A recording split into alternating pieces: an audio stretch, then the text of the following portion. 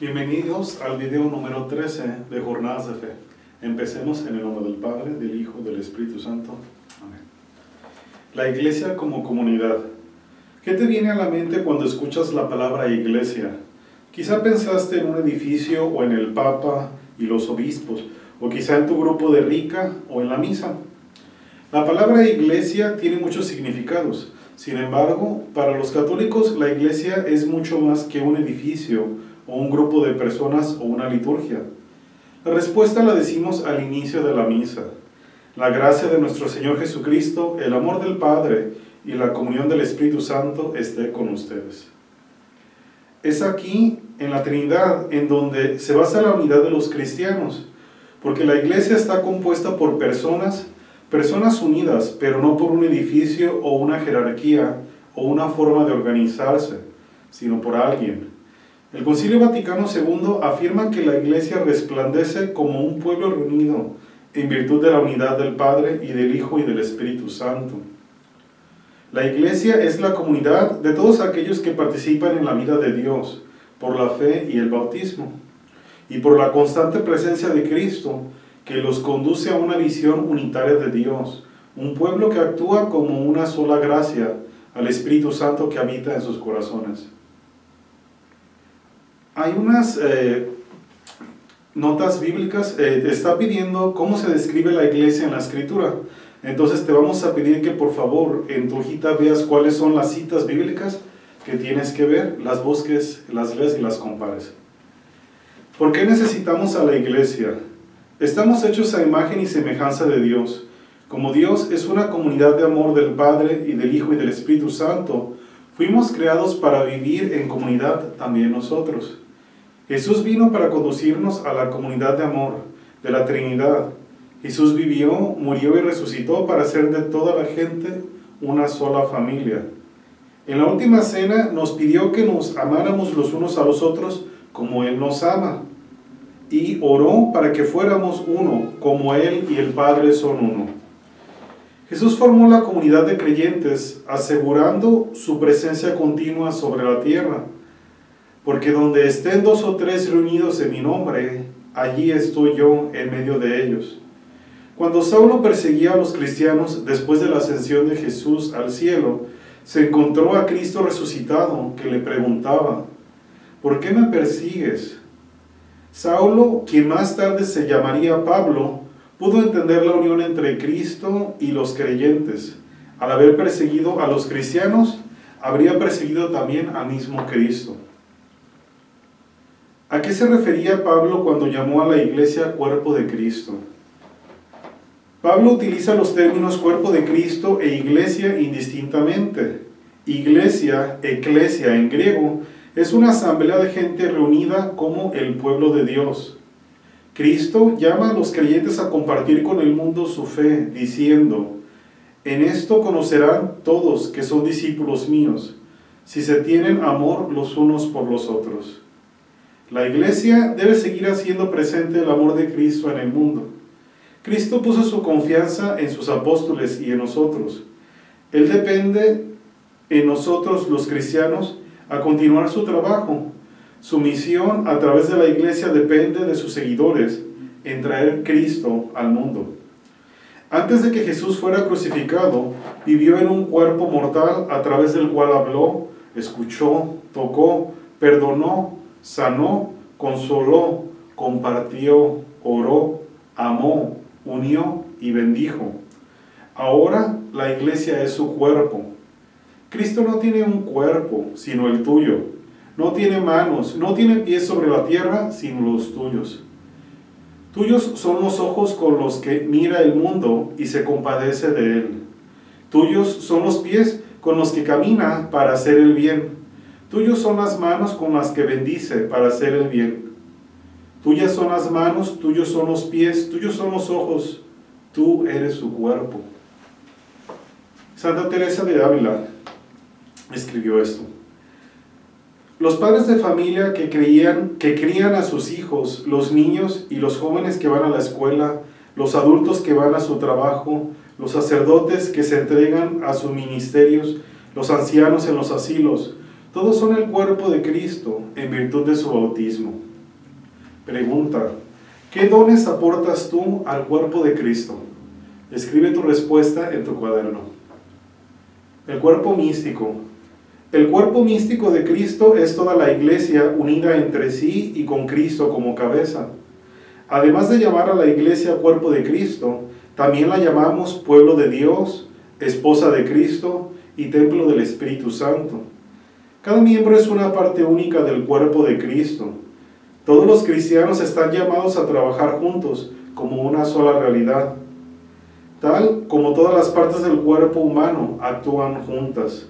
Aunque formado por individuos, los miembros de la iglesia no viven solos para sí mismos, sino para todo el cuerpo con Cristo.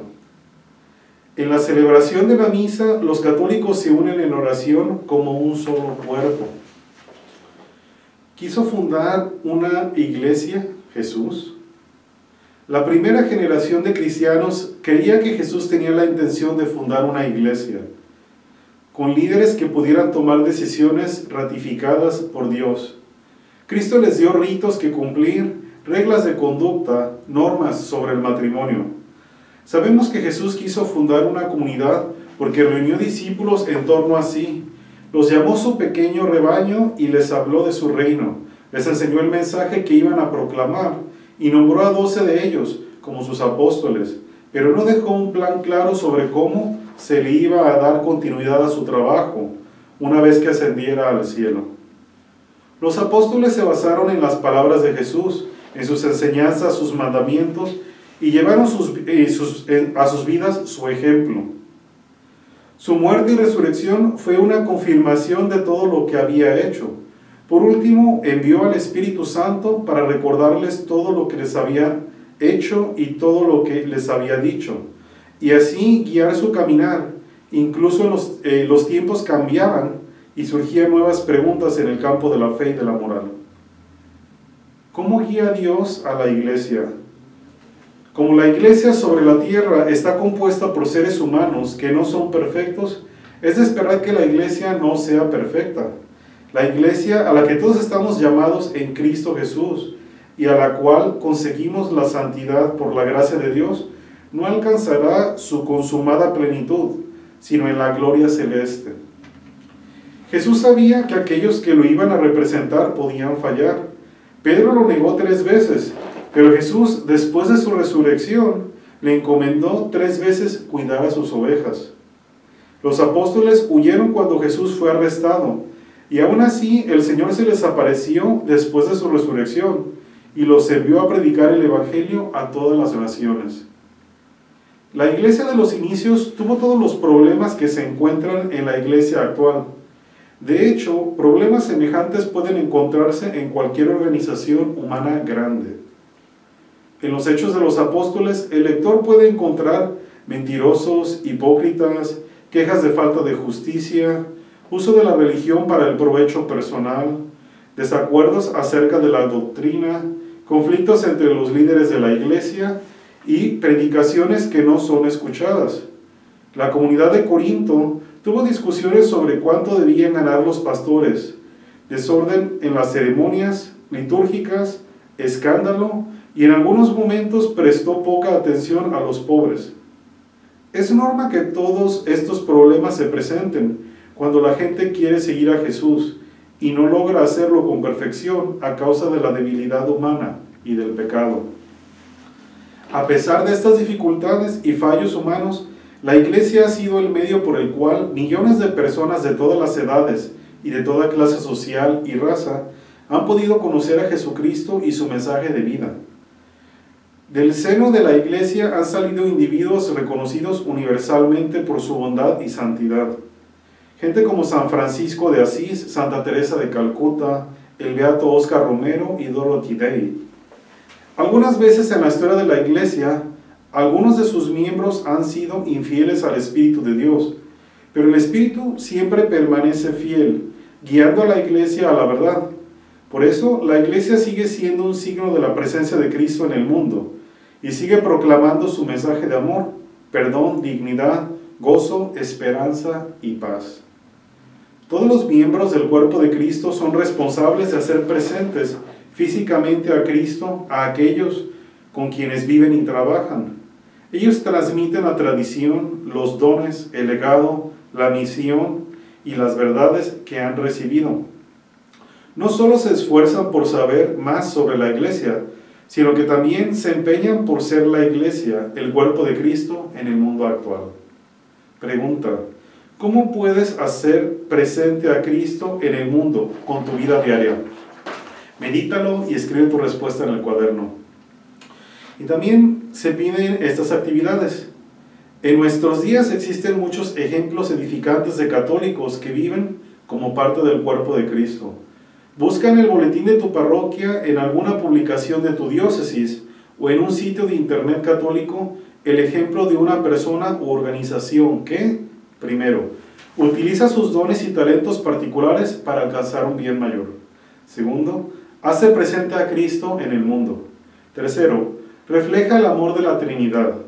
Cuarto, busca la reconciliación y o una mayor unidad de la iglesia. Comparte con tu familia o el resto de tu grupo lo que hayas descubierto. Muy bien, hemos terminado el video. En el nombre del Padre, del Hijo, del Espíritu Santo. Amén. Nos vemos para la próxima.